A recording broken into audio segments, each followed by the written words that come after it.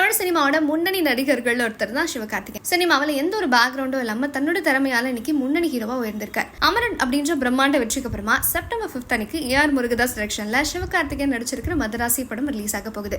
So இப்போ சிவகார்த்திகேயனோட plan பத்தி பிஸ்மி பேசின தகவல் தான் வைரல் ஆயிட்டு இருக்கு. அதாவது இன்னைக்கு தனுஷ், செம்பு, விஜய் சேதுபதி, விக்ரம், சூர்யா, கார்த்தி அப்படின்னு ரொம்ப பெரிய கூட்டம் இருந்தாலும் இவங்க எல்லாரையுமே மிஞ்சின நடிகரா வரணும் அப்படின்றதான் சிவகார்த்திகேயனோட எண்ணம்.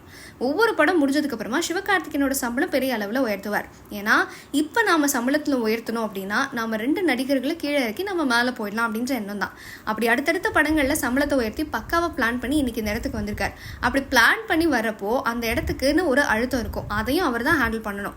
அதனால மதராசி படமும் 300 கோடி வசூல் கொடுக்கணும் அப்படின்ற ஒரு ப்ரெஷர் அவர்கிட்ட இருக்கு. அமரன் ஒரு உண்மை சம்பவத்தை அடிப்படையாக கொண்ட படம். அதனால அந்த படத்தில் அவர் ஹீரோவா எடுத்து நடிச்சதுனால நல்லா ஓடிச்சு.